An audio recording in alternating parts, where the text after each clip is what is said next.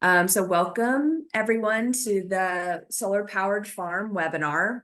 I wanted to give you a little bit of context of why Georgia Organics is hosting a solar webinar. Um, we started a program last year in partnership with Macintosh Seed, and it's called the Climate Smart Farmer Program. And we've identified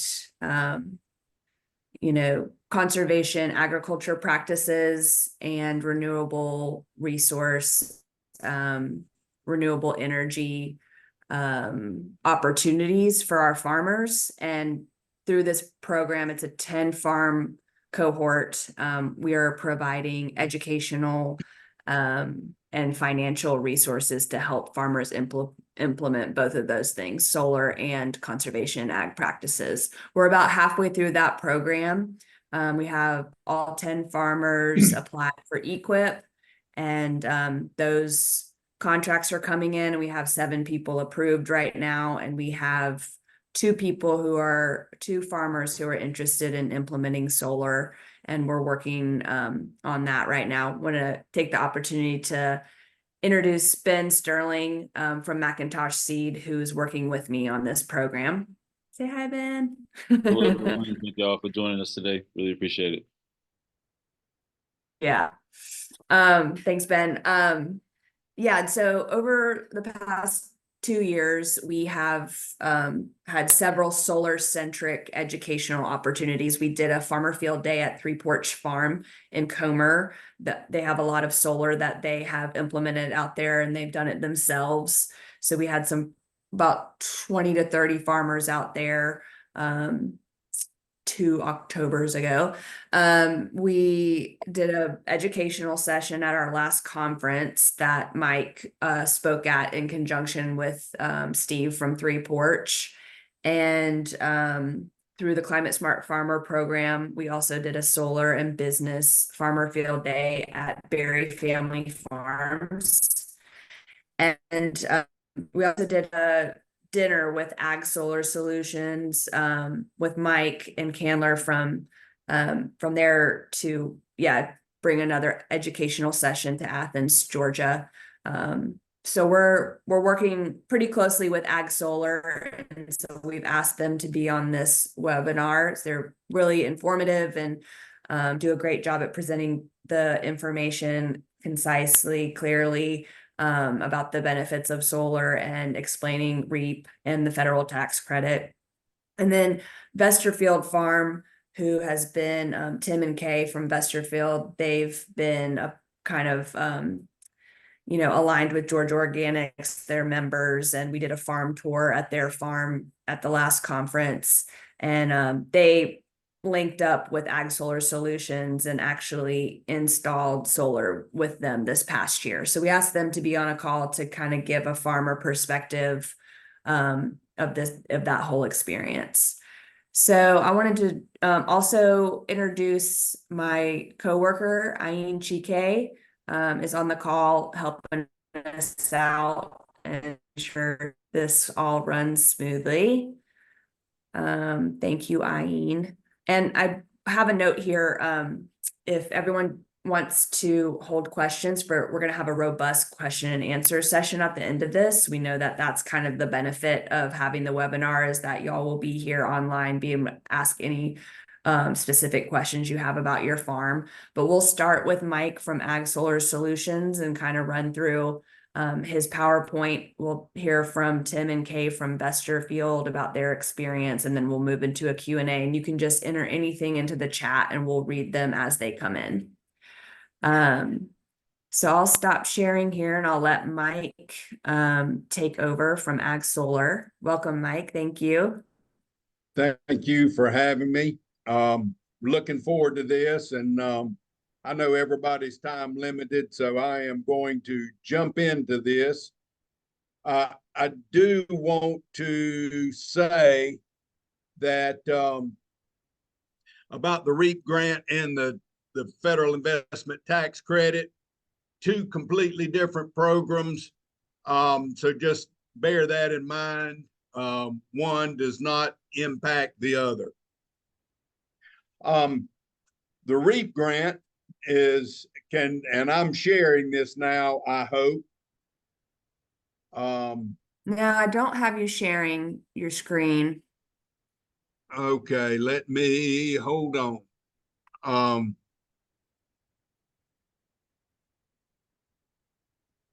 Let me get this going here. Yeah, no And worries. we had it all figured out before. Um, come on, where did he go? Should be that green share screen button, or it's green for me. Well, I've got that, but now I've lost my PowerPoint. Oh, I gotcha.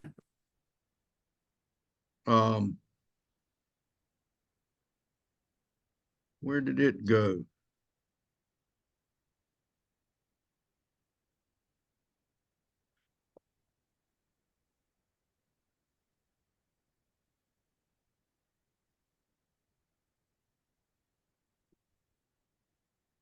If you Let okay, perfect. Is that Yep, okay?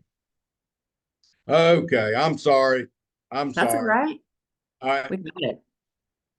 I just had to find it. Um, anyway, the REAP grant, it will reimburse you up to 50% of an eligible project. And it can be a renewable energy or an energy efficiency project. If it's a renewable energy, it will pay a maximum of $1 million or a $2 million project or more. The minimum grant is $5,000 or a $10,000 project. For energy efficiency, 500,000 is the maximum for energy efficiency grants, but it is with a minimum grant of 3,000. The the differences in the two, and there's with an energy efficiency grant, you do have to have a minimum of 12 months of actual power bills. It cannot be a brand new project, a new building, something like that. With renewable energy, it can be a brand new project. Also in the REAP grant, they will guarantee loans up to 75%. Now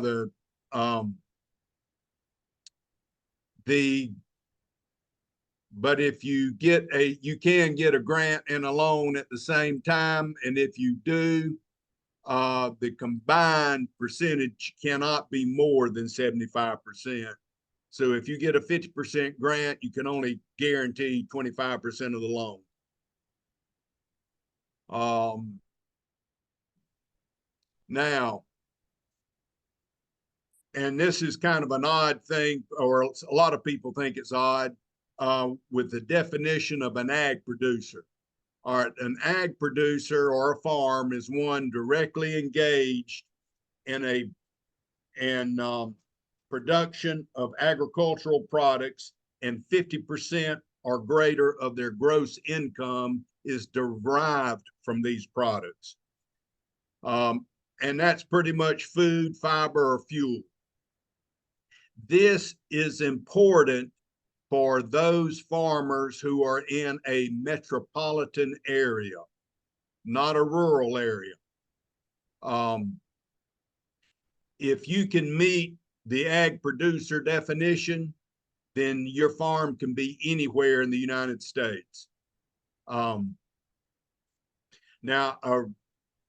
the rural small business are also eligible for REAP grants, but it's got to be in a rural area and a zip code less than 50,000, and it must meet the Small Business Administration definition of a small business. How these two, the ag producer and the rural small business, are related.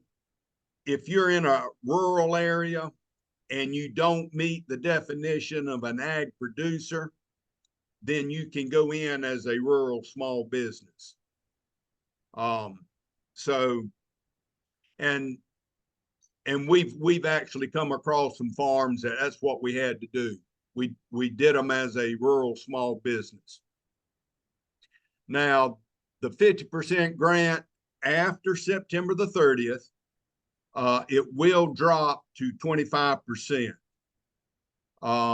So, and there's two more deadlines, application deadlines, June 30th, September the 30th. So it's very important that you get your grant application in. It does not have to be installed by September the 30th, but your application must be submitted by September the 30th, and then you can wait to see if you've been approved. All right. These are projects that are REAP grant eligible. It doesn't have to be solar. Geothermal, hydropower below 30 megawatts, hydrogen, small and large wind or solar generation, ocean generation, the biomass renewable energy systems like biodiesel, ethanol, anaerobic digesters, the solid fuels. But these are typically only eligible for a maximum of a 25% grant. So if you're looking at an anaerobic digester, you are looking at a 25% grant. All right, the energy efficiency grants, high efficiency heating, ventilation, air conditioning, replacement systems, insulation, lighting, cooling, refrigeration units, doors, windows, electric,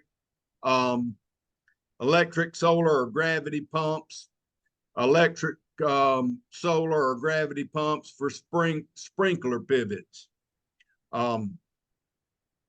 switching from a diesel to an electric irrigation motor, replacement of any energy inefficient equipment. But all energy efficiency grants must have an energy efficiency audit completed by an approved consultant prior to applying for the grant or loan. And that's where the 12-month power bills comes in.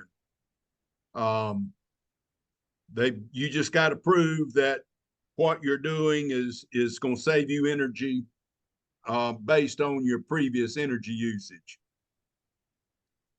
Some of the rural small businesses that we have gotten grants for: veterinarian offices, dentist offices, optometrist offices, hardware stores, climate controlled storage, laundromats. So if you're a small business in a rural area, you're going to qualify for the grant.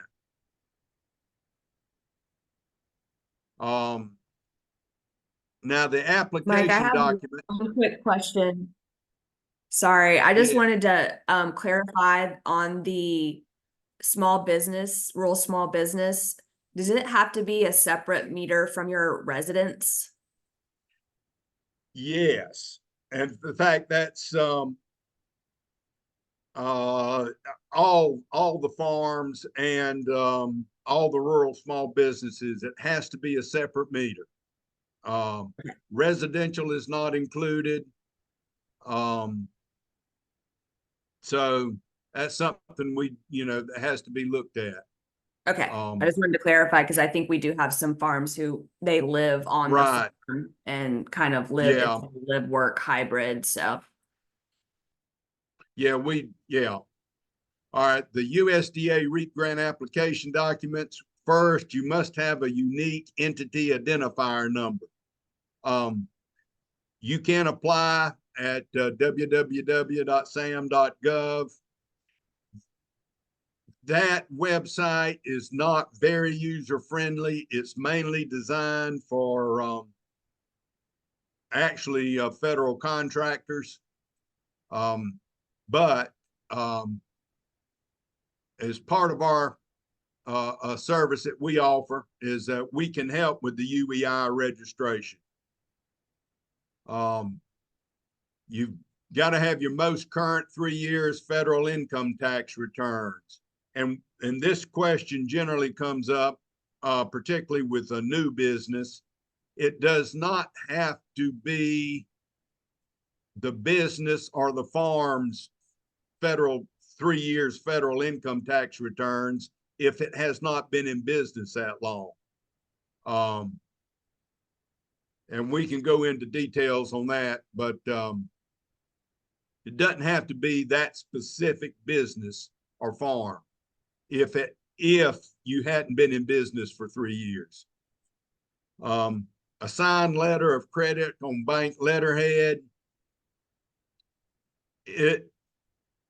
If you don't have a signed letter of credit on the bank letterhead, you can still apply. You just won't get qualifying points on your application. You'll lose those qualifying points. Your most current 12 months electric bills for each meter. And these have to be the actual electric bills, not the electric bill history.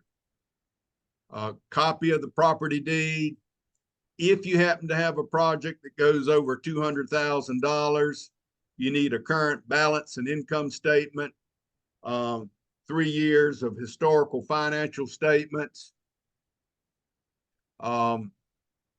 income statements, projected 3 years annual pro forma statements.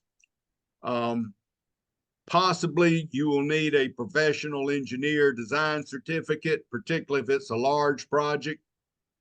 And if it's not solar, more than likely a feasibility study will be required. And these are all things that have to be done before the application can be approved. All right. Now, the federal investment tax credit, separate from the grant. This is through the Department of Treasury, the IRS. It's a dollar for dollar reduction on your federal income tax liability. It is based on the total cost of the solar project. And when I say the total cost of the solar project, if you have to have a tree removed to eliminate shade, if you need to tear down an old shed to place a solar array at that location, the cost of that would be included in the federal income tax liability. It would not be included in the grant, but it would be included on the federal investment tax credit. It is now, the federal investment tax credit is 30%, and it's locked in through 2032. If you don't use it in the first year, it can be carried over for up to 22 years. It is available for any renewable energy project. It's not available for energy efficiency projects, but it's available for any renewable energy project. And as far as the tax credit, if you need something specific, a specific question, please consult your CPA. All right. This is what you can expect from a 25 kW solar array. And whether it's wind or hydro, these numbers, well, it'll just depends how it falls out. But the cost of a 25 kW system is around $75,000. Now that price will vary depending on a lot of different variables. And that price, by the way, is the price of a turnkey project. If you wanted to do this on your own, the price would drop, obviously.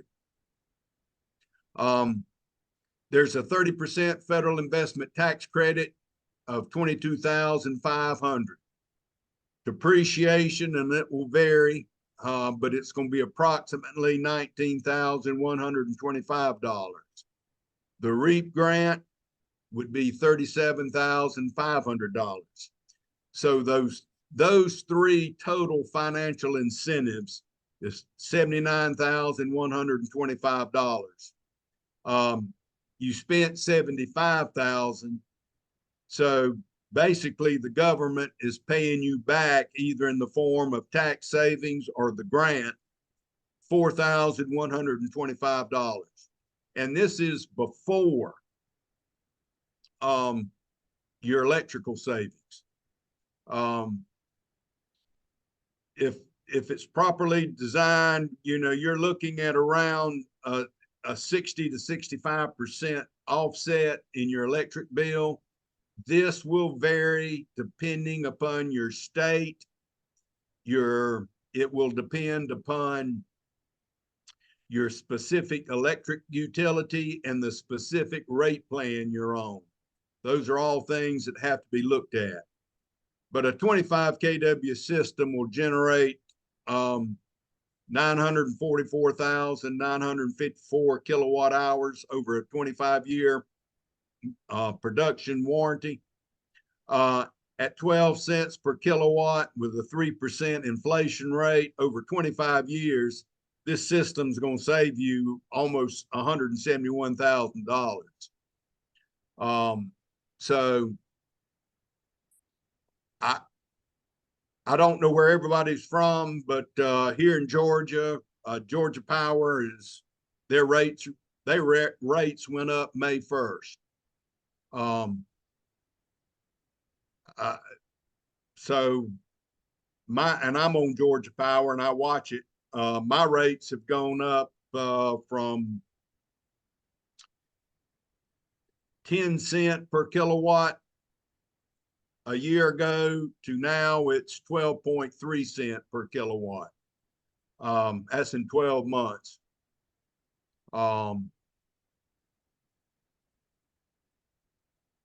And I'm here in Georgia. My name's Mike Harrell. I'm with Ag Solar Solutions, which is the agricultural arm of Lattice Energy Solutions.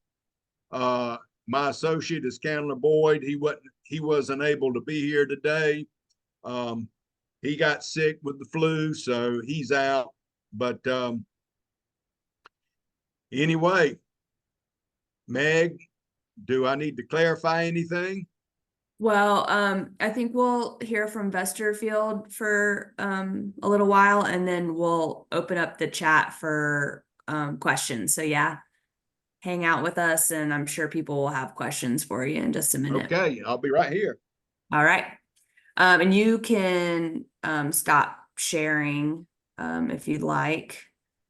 And we'll let Kay and Tim Smith from Vesterfield, they're going to just introduce themselves, kind of tell you about their operation and talk a little bit about their experience with working with Ag Solar Solutions and what they've kind of seen so far with implementing solar.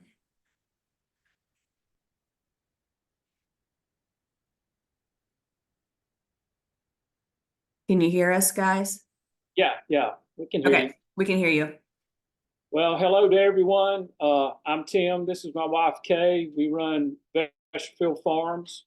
We're located pretty much in the middle of the state, about 50 miles south of Macon. We're farming somewhere around 75 acres. We grow vegetables, cut flowers, beef, lamb, eggs, and we're just starting out with raw goat milk also. We're trying to get a little micro dairy started. We put in two 10,000 kW systems. We met with Mike at the Georgia Organics Conference last year in Perry. I believe it was in February. And then we he came out to the farm, and we went through everything. We decided that we wanted to put 2 ground mount systems in. And so they were able to get out here sometime in June, I think it was, and July, I think it was July the 7th, somewhere around in there, we started it up. And it's been great. Our installation, it was turnkey. When Mike came out and we looked at it, we decided we wanted one here, and then over here we wanted another one there. And you know, and they installed it, and we turned it on, and it's been going ever since, and we love it, especially when the electric bills roll in.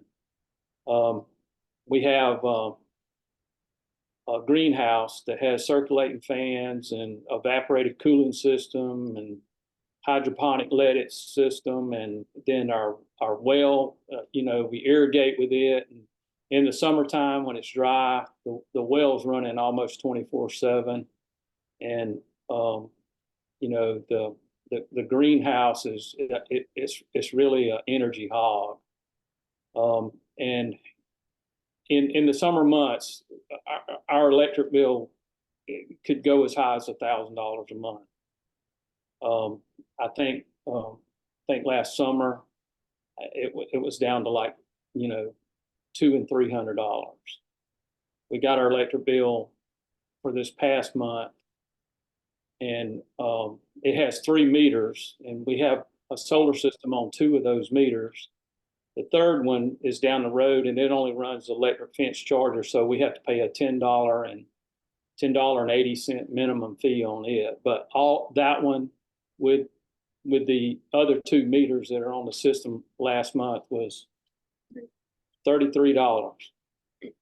So we're well pleased with that. We if we had it to do over again, we there's no doubt we would do it. We would do it. I would encourage anybody that's got high electric bills and everything to look into it. Mike and them made the process really easy. They wrote the grant, so it was turnkey. So I guess that's it. Awesome. Yeah, thank you so much. I think it's helpful for farmers to have kind of a context that could be similar to their setup. Yeah, I guess if we're done with kind of the presentation, if anybody has questions, we can put them in the chat, and I'll read them aloud as they come in. Someone already asked if there were any pictures of your setup, which we didn't arrange that. So I don't have those on hand. Mike, I think you're saying something. I think I have some. I'm looking them up. Okay. So maybe by the end of this, we can get them pulled up. There was one picture in his presentation. Okay, gotcha. Let me see. Can you get back to that, Mike? Well, I've let's see here.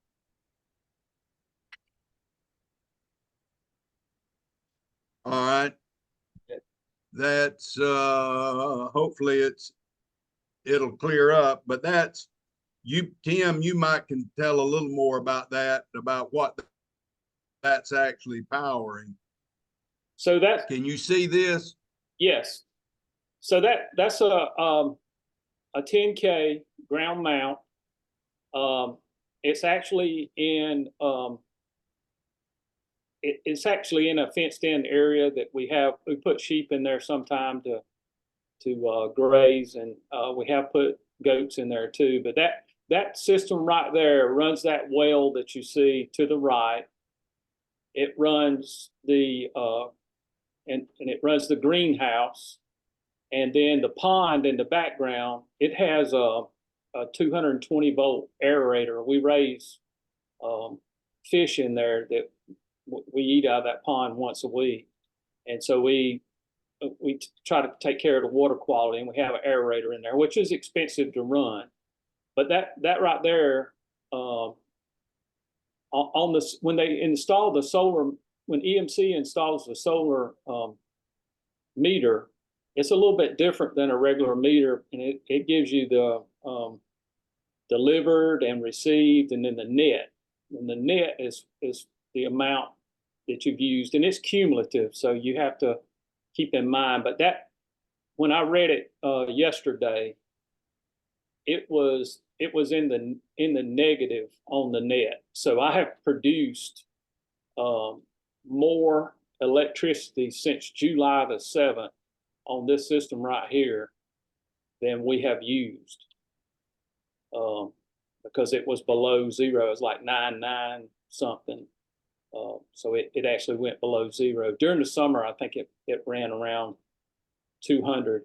But in the summertime, we have two 60-inch exhaust fans in that greenhouse that in the summertime, those things will run at night. You know, when you get into the dog days of summer, those things will run at night. So, you know, it's not producing any electricity at night. So we did, you know, we kind of, Okmulgee EMC gives, I believe it's a 1-for-1 swap. If you use, you know, 5 kilowatt hours and you produce 5 kilowatt hours, well, then it's a wash, zero due. Yeah. And then we have another system that's out in front, but that one is for our residents.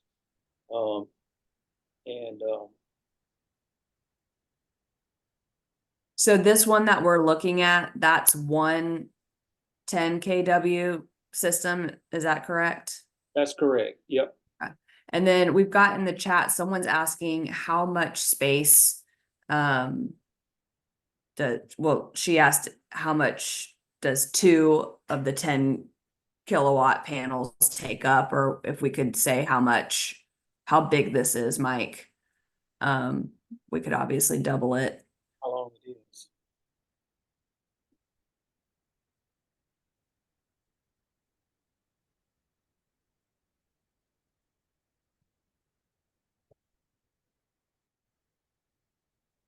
Mike, did you hear that question?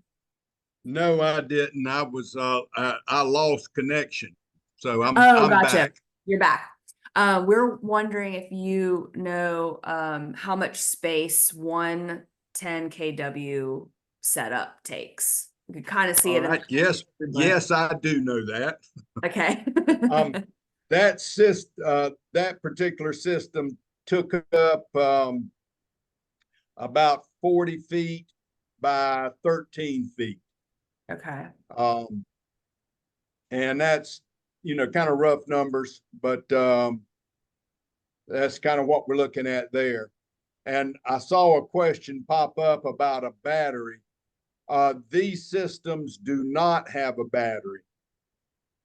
It strictly, sun comes up, it goes to work. The energy it produces goes to your location first, offsets the power at your farm. And then if it produces excess, it goes back to the grid. And then when the sun goes down, you're pulling completely off the grid. We can do batteries. Batteries do fall under the grant, and they do fall under the tax credit. But batteries do add some complication to the system, and that's something we look at when we're looking at the rate plan and the utility anyway, there's we look at a lot of different aspects of it. Most of our installs are without a battery, but ultimately that's up to the end user. Okay. We have someone else asking, does the solar array have to be located right next to where the electricity needs to be used? How close does it have to be? All right. If it's generally speaking, we like to be within 150 feet. We have, we can go up to 450 feet. Just the further away you are, the larger the electrical cable and the more expense. But there's, we can look at, there's several different things to look at. Okay. I have another person saying our farm is 100% off grid. We are in our first year of operations with goats and garlic. Which program will work best for us? Or what was the first part of that question? That their farm is 100% off grid. And they're just starting out in their first year. Do you know which program would be a good match for them? Well, actually, both. The grant will look at an off-grid system, and the tax credit looks at off-grid. So both programs could potentially benefit. Awesome. Okay, so you answered the battery question.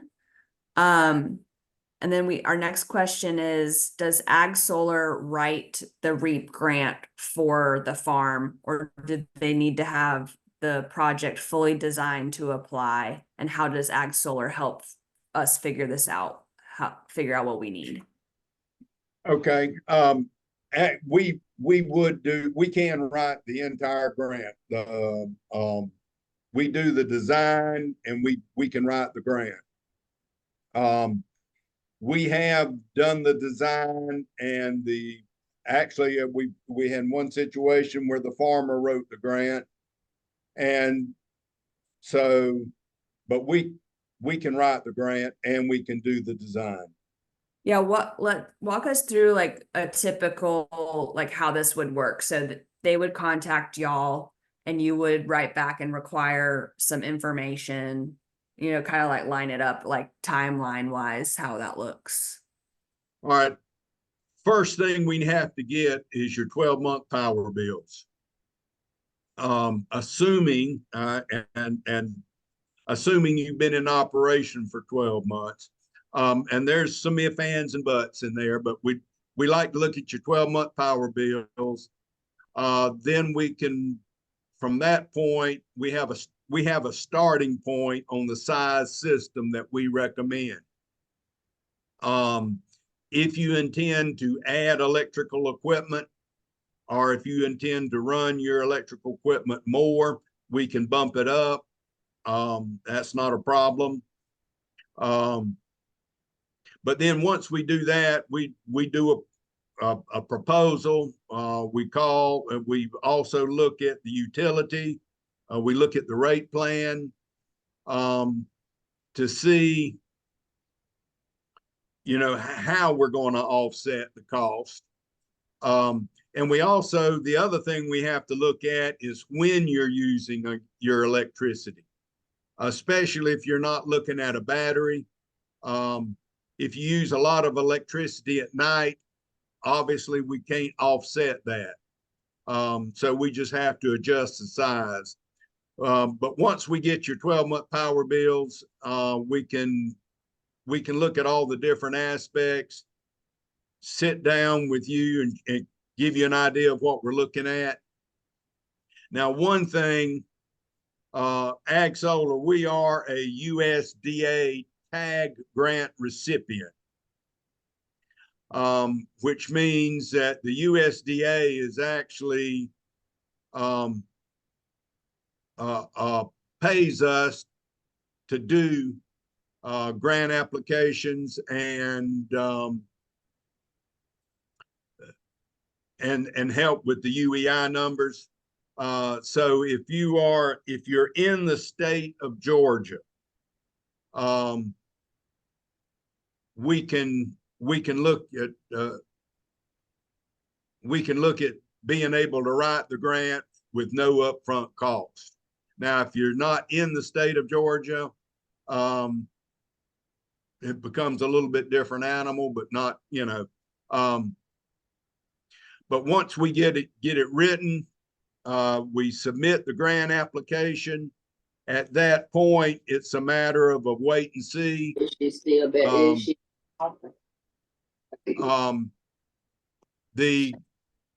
The grant is not guaranteed, but smaller projects are funded first. And so it's 100% of our small projects. And when I say small, I'm talking less than $200,000. 100% of those have been funded, have been approved. But once we submit the application, you can take a wait and see on whether or not you've been selected before you move forward.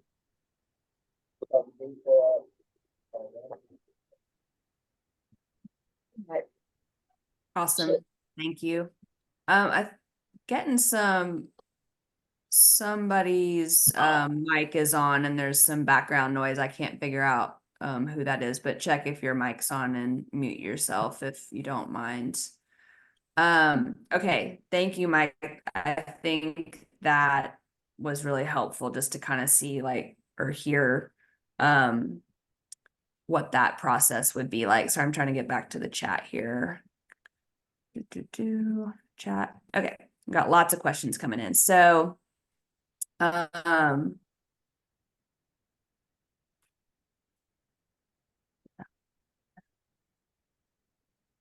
okay. Someone's asking, can the tax credits be applied to urban farms? Or urban Yes. farms, yeah. Any renewable energy system, whether it's residential, for commercial or farm operation, qualifies for the 30% tax credit. Awesome.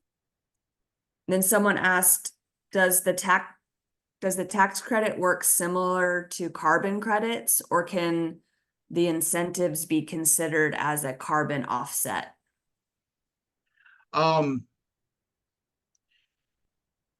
The carbon credit, that we could talk about that for an hour. They're two separate things.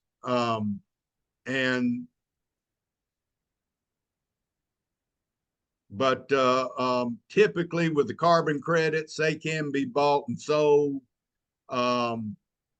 But the bigger the system, the more valuable the carbon credits. Small systems typically are not able to sell a carbon credit because it's not basically not worth it for the person buying it. Okay. Yeah, I tried to do some research myself before the webinar about selling your tax credit, the federal tax credit. And there are some brokerage kind of firms that do that sort of thing where they would buy your credit and sell it. But it does seem like they're not interested at this level, kind of to your point, when you get into the bigger systems. I think that's more for those type of things. And I'm still working on that. And if I do find any information, I'll definitely send a link to everyone who signed up. Okay, so I've got in REAP FAQs, it says sharing a meter will complicate the application process, but not that it won't work. So I guess that means sharing a meter with a residence. Yeah, there's some ifs, ands, and buts in that regulation. And I would encourage, if somebody's got that, encourage you to speak to your USDA representative. The ones that we've dealt with on that were not successful, and that pretty much was a USDA answer. But I have been told that some have gone through, but I do know anyway, that's a USDA question. Okay. Gotcha. Okay. Next up, we've got, in light of the change in REAP grant funding, if we plan future growth on the farm, should we design for the energy use in the future? And if we generate more power than we use for a time, do we get money from the power company? All right. Yes, and it depends. The way the grant's written, if you get your 12-month power bills, you actually can design a system up to 150% of your annual usage of the previous 12-month usage, and you would still get qualifying points. If you design a system for more than 150%, then at that point it becomes an renewable energy generation application, and you would not get qualifying points for your power bill or for having power bills. But typically with a small system, and that's, I'm here again talking under $200,000 for the total project cost, those qualifying points really don't matter a lot. But yes, you can design a system for future growth. The second part of the question, will the utility buy the excess? It will depend upon the utility. Typically, in most cases, they will buy it back at what they call their avoided cost, and it could be as low as 2 cents per kilowatt, and it could be as high as 6 cents per kilowatt. It depends on it. It really depends on the utility. Thanks, Mike. Yeah, we get that question a lot, and it is hard to say. It really varies widely across the state. Does Ag Solar charge a fee for the process? I'm not sure if they mean like, yeah, I guess, yeah, explain how what your fee structure is, maybe. Yeah, if it's in Georgia, we could do it up front. I mean, no fees up front. But it does depend on the situation. But typically, we can do it with no fees up front. And that's for applying for REAP, is that what you mean? Yeah, applying for the REAP grant, and for a solar design. Okay. But that's because we were just recently awarded the REAP, the USDA REAP tag grant. Gotcha. Okay. Within Georgia, basically the USDA is paying us. Awesome. Okay, next question is there a land use agreement minimum requirement for the grant and tax credit, like a minimum lease terms? Also, can nonprofit entities apply for the grant and the tax credit? Okay. The land lease, what we have to do there is, and it becomes a USDA question. You have to be able to prove that you have control of the solar array for whatever, a long-term control. And the USDA decides basically if they're looking at a 5 or a 10-year lease agreement. That and the USDA makes that decision. We've been successful with some leases, and on some the USDA said no. The other, what was the other part of that question? Can nonprofit entities apply for the grant and or the tax credit? All right, there is a possibility for the grant. And here again, that's a USDA question. If there's some stipulations, it's got to be ag related.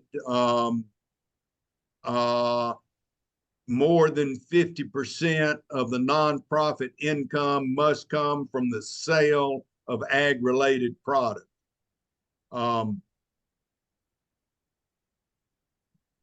When we've basically that's a question that you ask your USDA, and they kick it up. They'll have to kick it up higher to the higher authorities. The investment tax credit can be sold. And nonprofits and local governments can sell the tax credit. How much they can sell it for, it depends on the size, how big the tax credit is. So that's something, we can look at. We're not directly involved with the buying and selling of tax credits, but it is open to nonprofits and to local governments to sell the tax credit.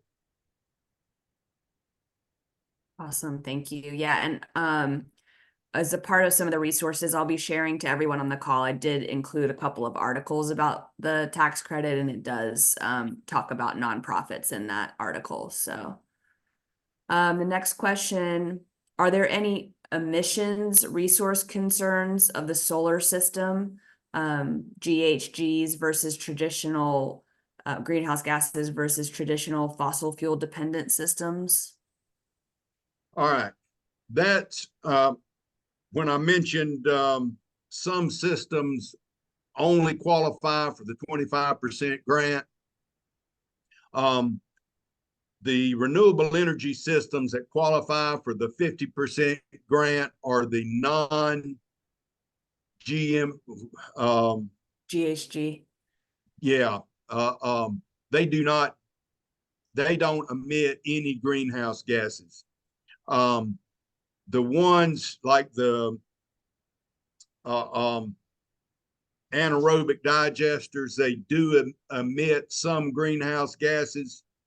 They would only qualify for the 25% grant, not the 50% grant. So that is the distinction. All solar does solar, geothermal, wind, and hydropower all qualify for the 50%. Awesome, thank you. I have someone asking, what are the safety issues? The biggest thing is the system has to meet it has to meet the local building codes, which typically reflect the national electrical codes. As far as the electrical part, whether or not, you just, if it's a ground mount and you decide to fence it in, you may want to fence it in if you don't want people, just walking up to it. It does generate electricity. It can do some damage, obviously. From a fire standpoint, if it's mounted on the roof,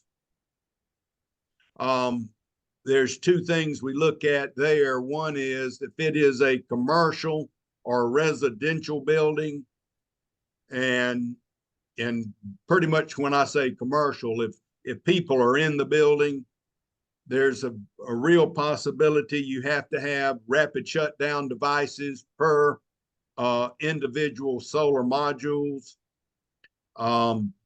if it's strictly on a barn, you know, that just has some cows and you keep equipment in, or if it's a tool shed, you do not, typically you're not required to have the rapid shutdown. But that does come down to local building codes. Awesome, thank you. Next question is, can you talk about ground mounting versus roof mounting, pros, cons, and cost? Ground mount and roof mount, it comes down to the preference of the individual.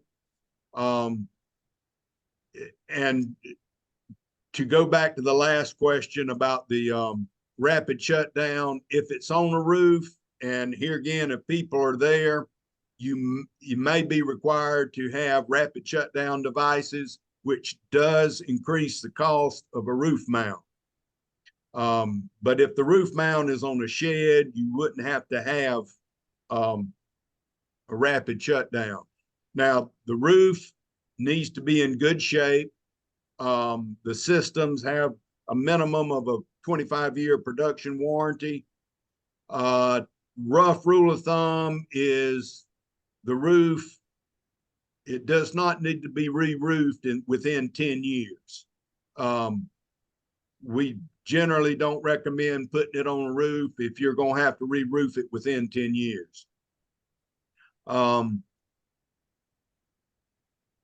outside of that, and also depending on the situation, and this becomes an insurance question now. You need to check with the insurance company if you're going to put it on the roof of a building, just to make sure the insurance will cover it, and if not, you need to know that up front. If it's on the ground, insurance is just considered equipment. But you do have to, the biggest thing is on a ground mount, you do take up land area. If it's set far away from the building, you typically could increase the cost because of additional trenching, and the size of the electric cable that you have to run. But generally speaking, the difference in the two, it really comes down to the individual on where they want it. And Mike, there is the piece, right, to tie back to the safety issue too, of they do need to be cleaned, and right, and so right. The cleaning process for a roof versus ground mount is pretty different. So you're talking about being up on a ladder, right? If you're a ladder, or if you're in some type of lift or scaffolding, the cleaning, I think a question cropped up about cleaning. Generally speaking, you clean them about once a year. Garden hose, squirter, you don't need to use high pressure. Anything that you wash your vehicle with, you could use on your solar array. So a soft bristle brush that you would use on a car, you could use it on the solar array. Ground mounts are easier to clean than a roof mount, but generally speaking, clean them about once a year. Yeah, that also kind of leads us into the next question, which was, what is the annual maintenance of a solar system? When something breaks, who do we call to repair? And do you think the technology of the panel will be obsolete by the time it's paid off? Well, obsolete, that's like saying my 1970 pickup truck is obsolete, but if it still runs and still provides basic transportation. That's what it was designed for. The panels, they do have a degradation factor, and that is calculated into our calculations. But even at the end of their 25-year or 30-year production warranty life, the modules themselves will continue to generate electricity. They just won't generate it like they did at day one. Generally speaking, like the Vesterfield farm, those are bifacial modules. They actually have a 30-year production warranty. So at the end of 30 years, each module is guaranteed to be producing at least 84% of their rated value.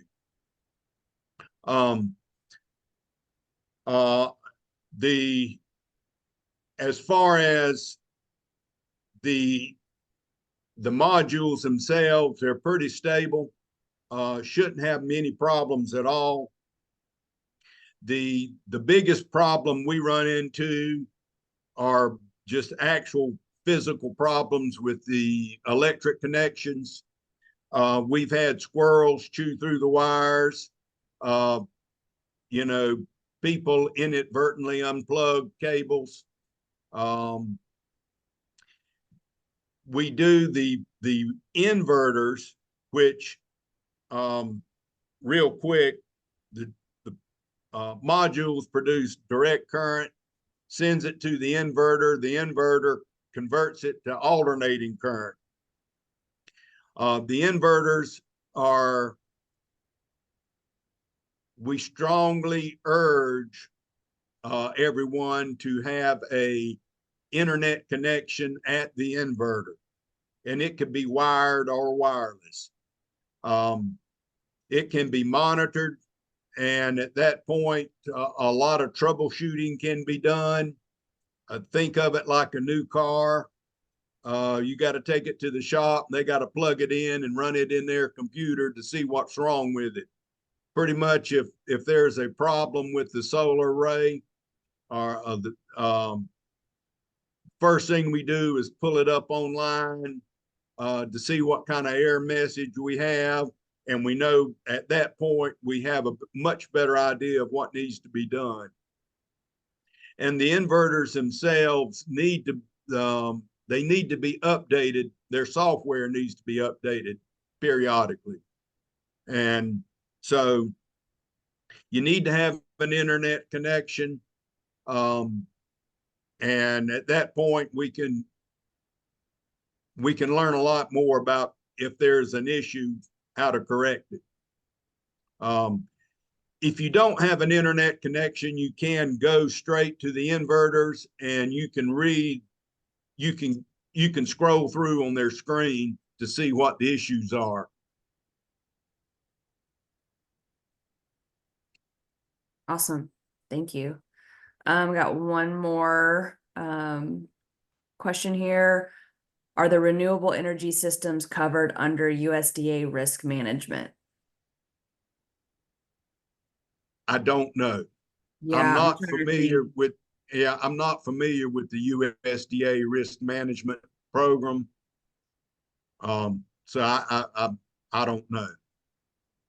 I feel like if you had like whole farm protection, possibly, but that sounds like it would be more under like a separate umbrella insurance policy, because I think risk management deals more directly with crops. But yeah, I'm not totally sure about that. Any other questions? Awesome questions, everyone. Thank you so much for engaging and participating and getting all the info for everybody.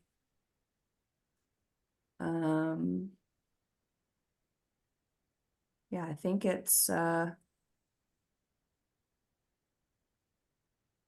just getting thank yous now in the chat. So yeah, I'll be sending everybody who signed up Mike's presentation, the links that I mentioned before to some helpful articles. and contact information for everyone involved in the webinar. And we thank you for joining us. And thank you to Vesterfield and Mike and Aine and Ben. And thanks for everyone who participated. Thank you. Y'all kept me on my toes with those questions. I know you did great. I was impressed.